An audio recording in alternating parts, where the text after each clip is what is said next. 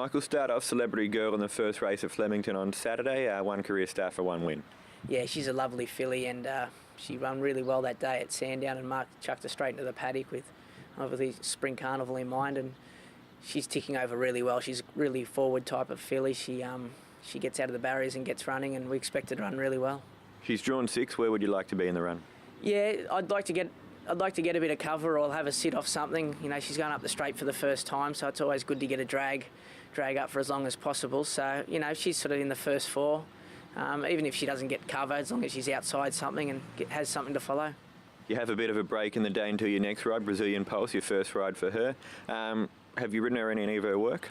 No, I haven't been on her this time in, but she was a little bit disappointing first up the other day, so it'll be interesting to see when she gets back here second up over course and distance, which she loves here at Flemington. So, you know, she's a quality filly, and even though she had a great campaign last time in winning everything, sometimes, you know, it's a little bit hard for him to come back. So she's sort of got to show what, you know, we've got to see if she's back or not.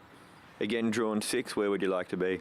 Yeah, I'll have to talk to Mike. She normally races thereabouts up on the speed. She makes her own luck, so she's drawn quite well. I'd imagine that she wouldn't be too far away from the speed. In the Bobby Lewis, you ride Elusive Touch. He's coming off a 10-week break, but races really well down the straight. Yeah, he does. His last start win was up the straight, and Mark thought his win was good enough to put him straight in the paddock and get him ready again for the spring. And he's come back really nice. He's going to be want to be going very well on Saturday. It's an outstanding field, but he's another one that he'll race up on the speed. He makes his own luck, and you know he'll be there till the last 100. It just depends if his quality is good enough for him to last any longer. Where do you see him? How does he match up against those horses? Yeah, it'd be interesting. He's he's always been at the top of the tree over the colder months. So there's some nice young up and coming horses in this race, and there's also some old stages. You know, some Group 1 performers. So if he can finish in the money, we'd be really happy. The 2,000 metre handicap December draw. What are your thoughts on his run at Moonee Valley last time? Really good. You know, it was the fence was running really hot that day, and he sat outside the leader, which probably wasn't ideal for him, but he battled on really well for second, and that was good for his first up run, and he'll improve a lot coming to Flemington on Saturday.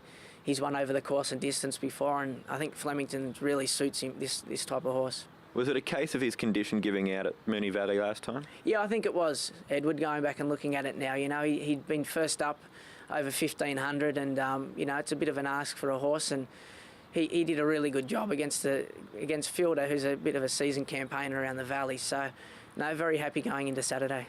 You've won a Melbourne Cup before. This horse is touted as being a Cups prospect. How do you think he rates as a Cups chance? Yeah, I guess you're the first thing you've got to get him there, and you'd never know over the distance. But this bloke shows that he's a real competitor, and he's a winner. So he's won up to 2,000 metres, and he gives you a feel that he should get further than that. So I think he's right up there. He's a great hope, and he's under the care of Mark Kavanagh, who knows how to get him there. Know he can peak at the right time. So he's got a winnable weight, and hopefully we get there.